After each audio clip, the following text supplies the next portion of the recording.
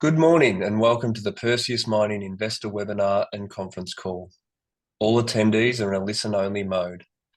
If you would like to ask a question directly to the company, please use the raise hand function within Zoom.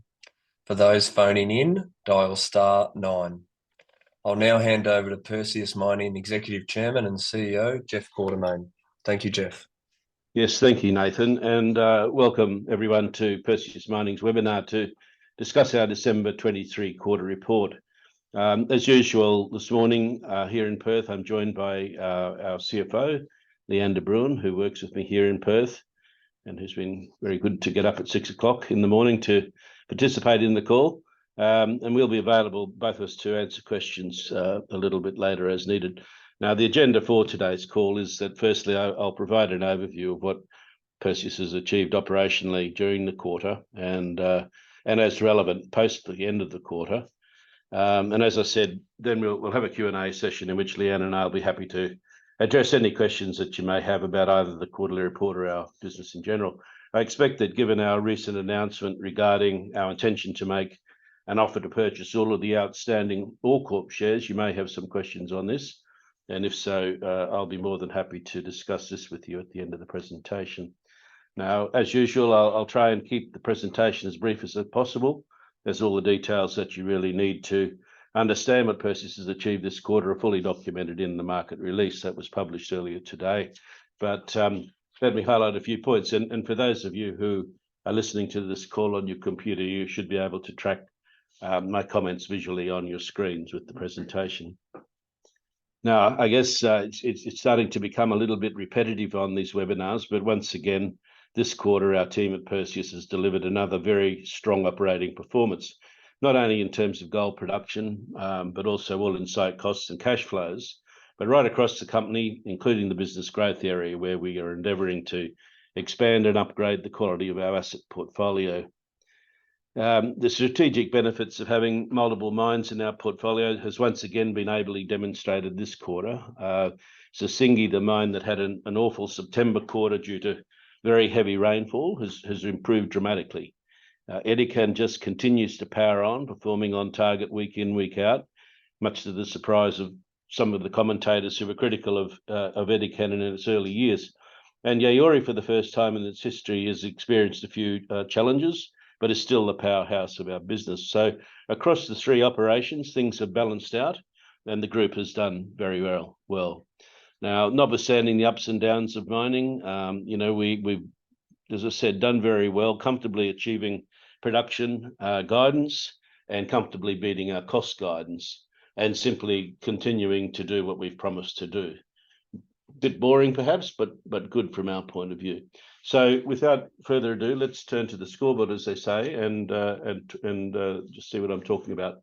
So if we look at the operating results for the quarter, so 128,773 ounces were produced, which is slightly down on the prior quarter. All-in site costs averaged $1,023 an ounce. That was slightly up as well on the prior quarter, reflecting the ounces as much as anything.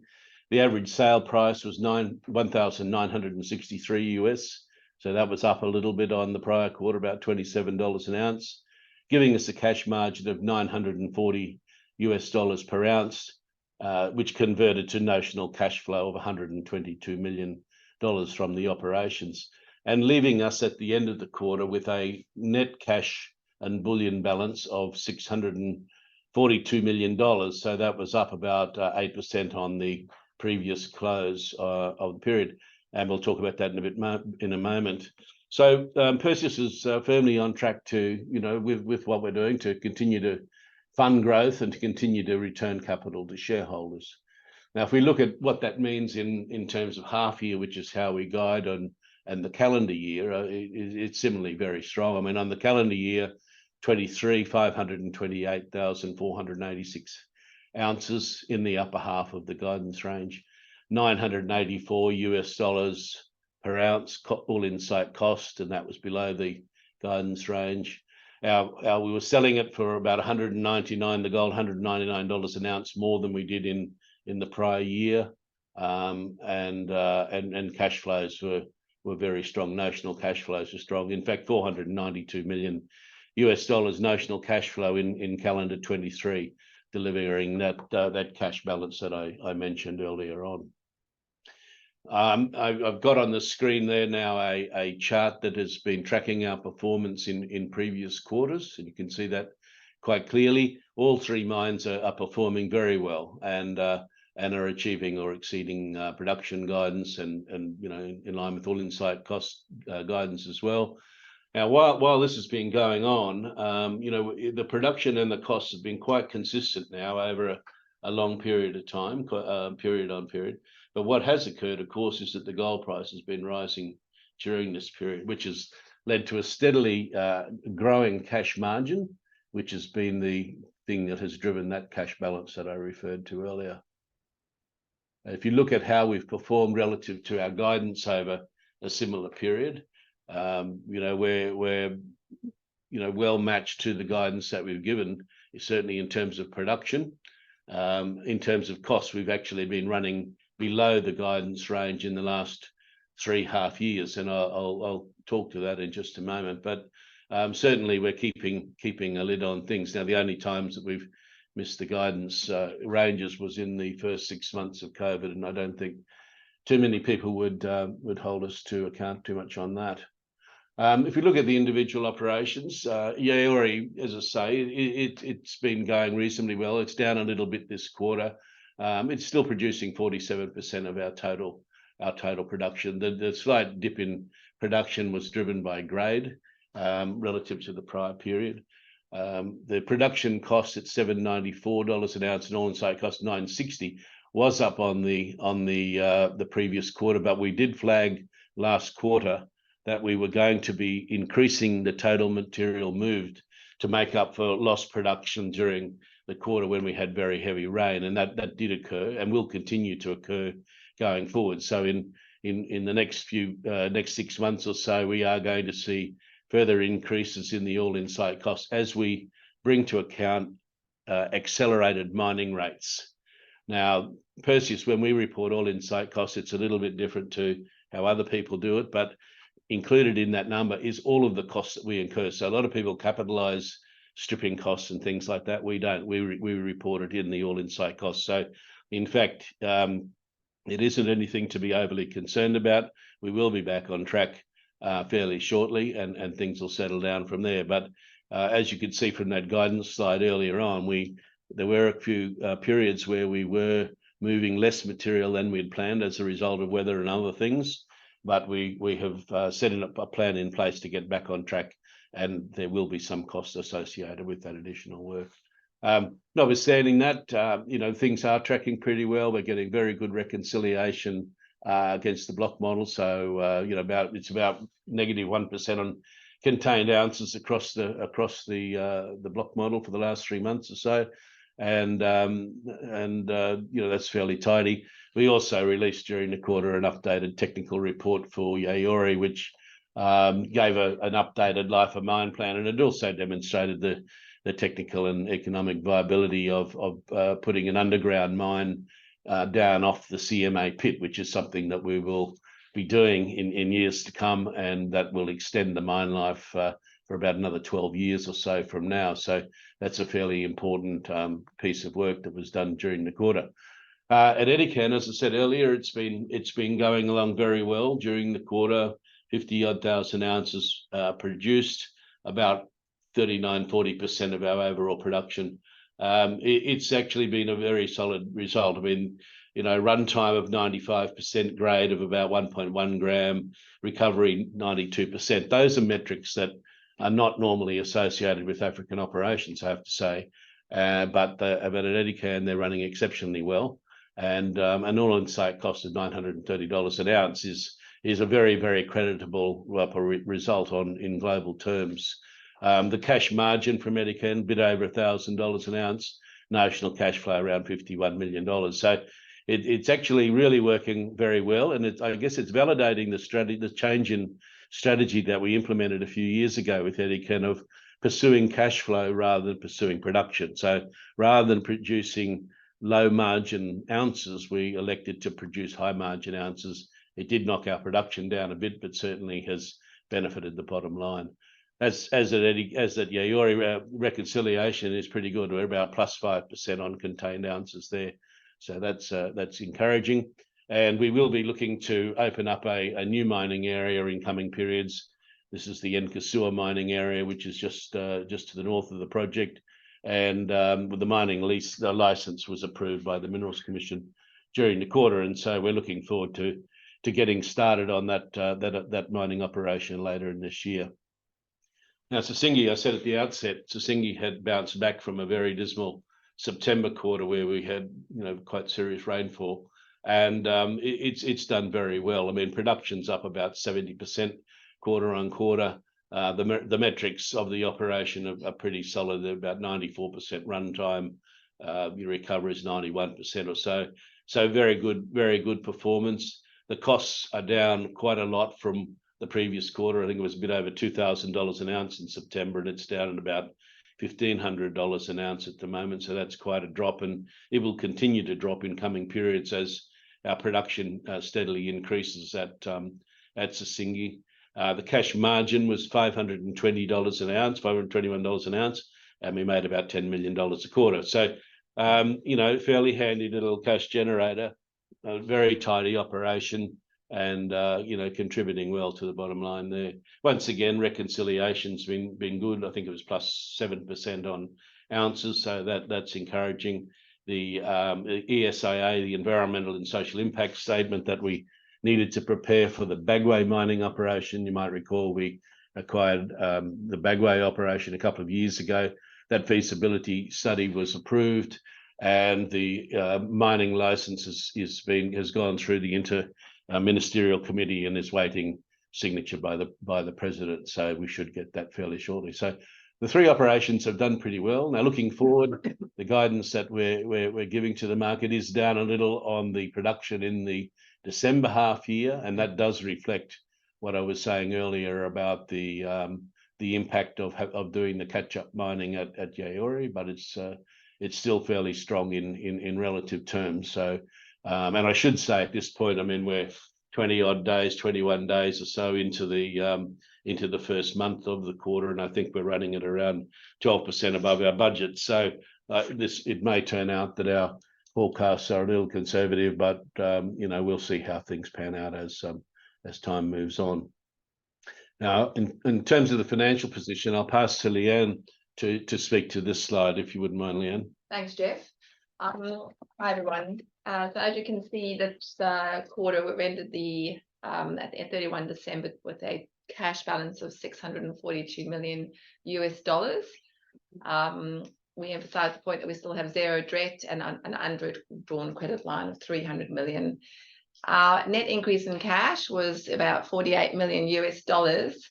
That included a good performance, as Jeff's just pointed out, in the operating area, giving us operating cash flow margin of $131 million. But we've also started to focus, as you'd all be aware, on our capital allocation, and so that included equity investments of $40 million in the period, and a return to shareholders of our Perseus shareholders of $22 million.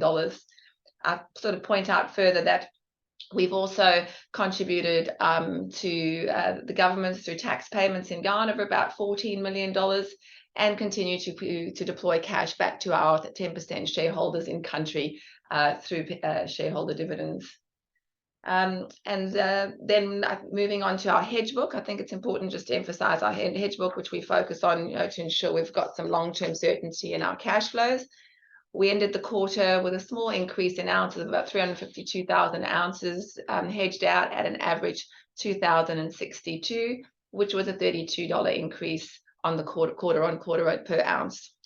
Yeah, I should point out that 2,062 is a US dollar amount, not an Aussie dollar amount. So it's in the money as we speak today, that hedge book. So that's actually quite a strong asset of the company. Thanks, Jeff. Good, thank you, Leanne. And just looking at some other aspects of the business. So in terms of the sustainability side, this is a very important part of the business that we do. Looking at safety statistics, safety across the group has been pretty healthy. We've been gradually bringing our total recordable injury frequency rate down, our TRIFR down from 1.07 to 0.89. So that's good. We are investing quite a bit of money in the safety space, I might add. So it's nice to see that we're getting actually some bang for buck on that.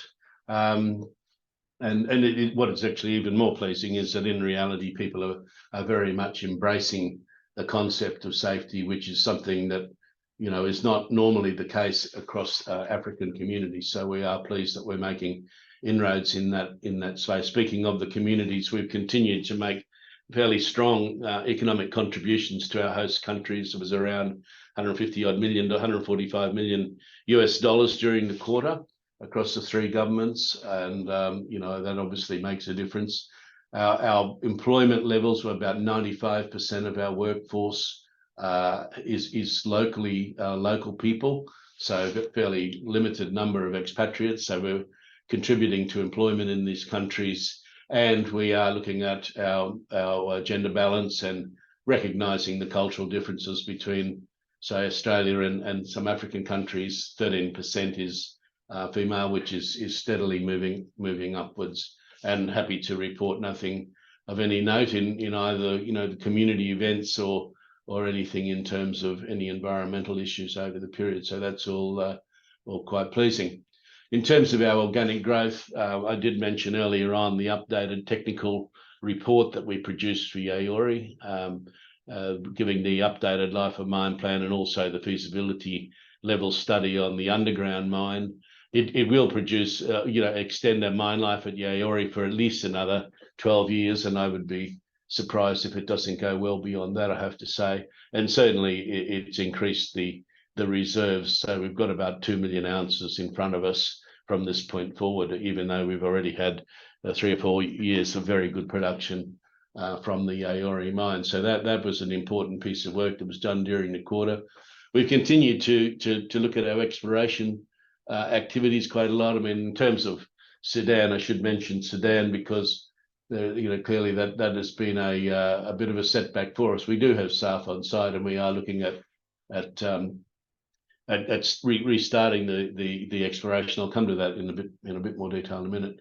But certainly around in Côte d'Ivoire, we've been focusing pretty heavily around on the Yaouré tenements particularly, and made some pretty interesting discoveries actually, you know, on that CMA structure, and also to the north there's another prospect there. So we'll be bringing out results in due course of that, but certainly the results that we're seeing from around the Yaouré mine is giving us a lot of confidence that extending the mine life beyond where we currently are, beyond that 12 years, is something that is reasonably in prospect, I would think.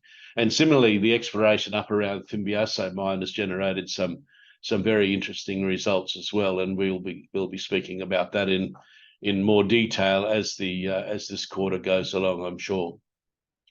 In Ghana, we've been doing quite a lot of work on the licenses that we acquired last year, adjacent to the existing licenses for Edikan, with the aim of extending the life of that mine from its current 5 years to a 10-year operation. That's our target, to double the life there. Now, you know, it's early days on some of this exploration. The Nkasua deposit was the first discovery we made up there, but we believe that there are prospects on that land that certainly warrant very close examination, and we'll also be very surprised if in the fullness of time we're not talking about additional deposits up in that particular area. I mentioned Meyas Sand, and just to you know, to focus on that a little bit more, because excuse me, we were holding very high hopes for the development of the Meyas Sand gold project. It's located in the far north of Sudan, near the border with Egypt. It's a fully permitted project, so it's ready to move into development pretty much as soon as we had done the work that we were working on. Unfortunately, armed conflict broke out in the country in April last year, and there is still conflict occurring in parts of the country. I might say well away from where we are located. The military situation around our area is very stable, and you know, which is important to us, because clearly the safety of our staff and our contractors people is our top priority. and we wouldn't be putting people at risk. But nevertheless, the situation is stable. We do have people on site at the present time who are busily working on re-establishing services and logistics to support the recommencement of exploration activities, and we believe that work we will be able to get away on that work, to start work on that in the June quarter this year, and we'll continue to drill out the Meyas Sand Gold project, for as long as we need to before we move into development on that one. We do believe the geological potential is extremely large in that area, and we do expect to be able to not only convert the resource reserve from the CIMM to JORC reserves. Well, I'd like us to do that before too much longer, but we believe we'll be able to expand that as well, and that will significantly add to our mineral inventory as a company.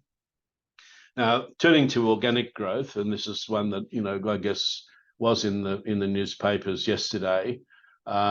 We look at, as a company, we've looked at both organic growth and inorganic growth means to continually upgrade the size and quality and geographic distribution of the portfolio. So that's meant maintaining a watching brief right across the continent and identifying opportunities to both in pre-development and production, that when they come, when the opportunity arises, to move to add them to the portfolio. So what we did in November, as people are aware, we did take a 19.9% stake in the issued capital of All Corp, which, as you know, is an ASX listed company with an important asset in Tanzania. And on the 22nd of January, so just on Monday, we announced our intention to make an off-market takeover offer for all of the shares in All Corp that we don't already own. Now, the consideration for that purchase is 55 cents Australian in cash per share, and we believe that is a very fair and attractive offer. The bidder's statement, our bidder's statement, will be is expected to be lodged with ASIC and provided to All Corp and released to the market prior to the end of this month. So within a week or so of today, that will be in the public domain, and that will outline precisely what we are offering to the All Corp shareholders. When we made the offer, it was at a slight premium to a competing offer that's been made for All Corp. That was made on the 27th of December and amended on the 16th, but certainly the price that we are offering is slightly above, or was slightly above, the Silver Corp offer. I mean, it changes day to day as exchange rates, silver prices, and Silver Corp shares move up and down. But that was the situation when the offer was made. All of the conditions on the offer that we have made are materially the same as those that Silver Corp have made, and including the condition of the offer being, we need to get 50.1% of the shares in order for that to go through. Now, the thing that is important here, I guess, and is worth noting, is that Perseus's offer, unlike Silver Corp's offer, provides All Corp shareholders with the certainty of receiving a cash payment that's equal to 100% of the stated value of consideration. Now, the Silver Corp offer is comprised of a significant percentage of their shares, and as I said, depending on what's happening in the silver market, what's happening in the North American equity markets, what's happening in the exchange rate, both Canadian and US dollar to the Aussie dollars, their value moves up and down. So to the shareholders of All Corp have a fairly simple and stark choice. Do you take 55-cent cash, or do you take a punt on a whole series of variables over which you've got no control? On the back of that, we think that our offer is a superior offer, and we would expect that in the fullness of time, All Corp shareholders will come to the same conclusion. So that pretty much brings to an end our presentation. Look, as I said at the start of the call, we've had another good quarter on all fronts, including gold production, costs, cash flow generation, and very pleasingly, the work's being conducted in a safe and sustainable manner in line with the targets that we've set ourselves. In terms of production guidance and cost guidance, once again, we've delivered on what we said we're going to do. In fact, we've actually done better than that. And looking forward, The guidance for the next 6 months, while it's down a little relative to recent performance, it's still very strong relative to many of our peers. And the slight downturn is temporary, and I'm very confident that it will not be very long before Yaouré in particular is back on track. Our financial fortunes have been very strong, clearly helped by the buoyant gold prices, but I have to say that our treasury team has done an outstanding job to capture the benefit of this rising price, and at the same time put in place a floor such that if the gold price does pull back, then Perseus will be in a much stronger position than many of its peers. Our cash balance continues to grow, and notwithstanding the fact that we have used cash to make that investment in Corp that I mentioned earlier, we've got $642 million US. Now that's US dollars, not Australian dollars, in the bank, and we have no debt. Now, I don't think too many of our foundation investors back in 2004, when the company was floated, would ever have expected that Perseus would be in that position, but that is the position we find ourselves today. Now, what we plan to do with this ever-growing cash balance is something that does exercise the mind of a lot of investors and commentators, and let me assure you that we do intend to continue to grow our company and incrementally improve the quality of our asset portfolio when opportunities do arise. And when they do arise, we won't hesitate to deploy capital accordingly in a way that's beneficial to shareholders. Now, in the immediate future, we do plan to continue with our existing capital management strategy by declaring a base dividend supplemented by a bonus dividend or potential share buyback or whatever, or a capital return, depending on and how much excess cash is available at the time. And I point out that we will be reporting our half-year financial results in February, on the 23rd of February, at which time you'll hear more on the subject of dividends. So finally, in conclusion, I do want to acknowledge the contribution made to the success of Perseus over many years, but in particular in the last quarter, by all of the men and women in 4 countries that make up the Perseus board, management and operating teams. In the main, you continue to do an outstanding job, and I sincerely thank you all on behalf of the board of directors and shareholders for your efforts in helping us to continue to deliver on our promises. So listeners, thanks very much for your attention today. This brings my presentation to a close, and now Leanne and I are happy to field whatever questions you may have. Thank you, Jeff. Just repeating, if you would like to ask a question directly to the company, please use the raise hand function within Zoom. Now, I've received a lot of questions regarding Monday's announcement about Corp. We've summarised into these questions, which we'll let you address now, Jeff. So the first one, is this your best and final offer for Corp, or could you pay more? Look, as I said, our offer is superior in value and certainty to the Corp offer. We believe we're paying a full and fair price, a very full and fair price. And what furthermore, it's pretty clear that Perseus is the right party to be the steward of Tanzania's Nyanzaga project going forward. Now, we're a little bit surprised that the board of Corp hasn't recognised the superiority of our bid, but nevertheless, it's the shareholders who make that decision, and we believe that they will make the right decision in the fullness of time. Thank you. Next question.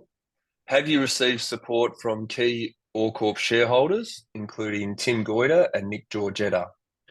Look, we've communicated the merits of this proposal, as we set out in our intention to bid statement, to numerous Corp shareholders. In fact, prior to us making any investment in this, we were approached by quite a large number of the Corp shareholders, suggesting that we really should consider investing in this situation. We had already been considering it ourselves for some time, but it was interesting that there are a lot of shareholders out there who were very keen to see an offer from us. And the feedback to date has been quite positive, I have to say.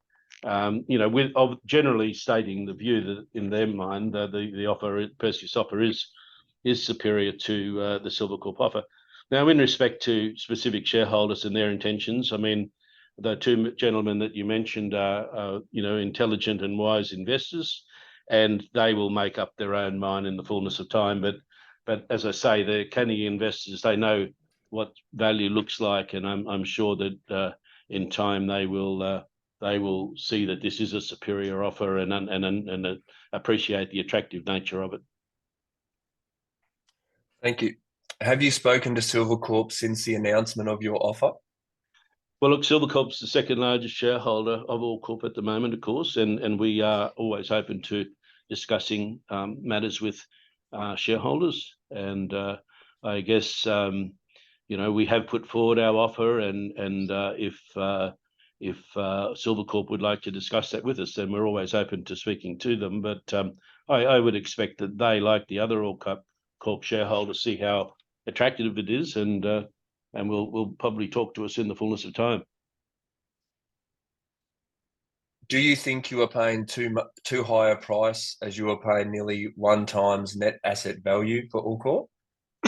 Well, look, that's net asset value as presented, I guess, by All Corp. I'm not sure where that comes from, but as I said earlier on, we're paying a full and fair price for this. We have done significant levels of due diligence on the asset and on the country, and it's fairly clear to us that the price that we're offering is a fair and reasonable price, and at the same time can generate the sorts of returns that Perseus needs to justify making investments. As people know, Perseus is fairly disciplined financially, and I guess the balance sheet reflects that discipline over a period of time. But look, everybody has to do their own due diligence on these things and form their own views, but we think we're very comfortable with the price that's been offered. Thank you. Is there a risk with regard to FCC approval and the timeline that it will take to gain these approvals? No, look, I don't think so at all. I mean, as I said, we've done significant due diligence in country. And in fact, we had, I think All Corp announced on our behalf the other day that we had a due diligence team in country a week or so ago. And we had very, very constructive discussions with the Tanzanian government about the way things work in the country, and particularly the approvals that are needed. And we are very, very confident that that approval will come through in very short order.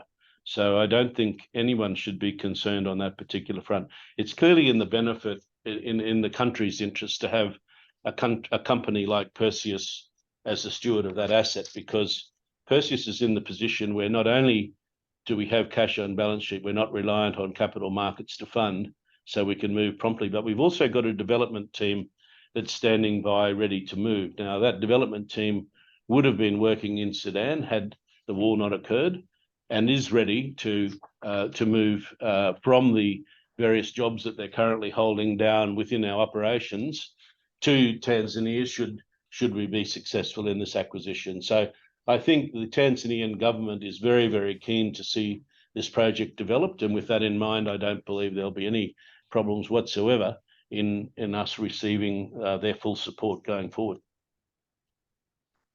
Thank you. And the last one, what will you do with your shareholding in All Corp if you're not successful in obtaining at least 50.1% of the company? Well, look, we're very confident that we will. So I think I don't want to spend any time on that particular hypothetical. We've set out a very decent offer here, and I'm extremely confident that after shareholders have had the opportunity to digest what the offers on the table are. One is a 55-cent cash offer. The other is an offer that the value of it varies depending on a series of variables which are not under their control. I think as soon as people have had time to digest that, they will come to the view that clearly our offer is superior. And so on that basis, I don't think that we really need to be concerning ourselves at this particular point about with the question that you've asked. Thank you. There are no further questions at this time, so I'll now hand back to Jeff for closing remarks. All right. Well, look, I mean, all those questions related to the All Corp transaction, and in a way, it does overshadow what has been a terrific quarter once again for us. And the fact that the company is producing on target, is generating lots of cash, does put us into the position where we have to be considered as one of the leading performers in the sector. And we believe that we'll continue that into the future. And we'll look forward very much to talking to you again in another 3 or 4 months' time about a similarly strong result. So thank you very much for attending today's webinar and look forward to re-engaging in the future.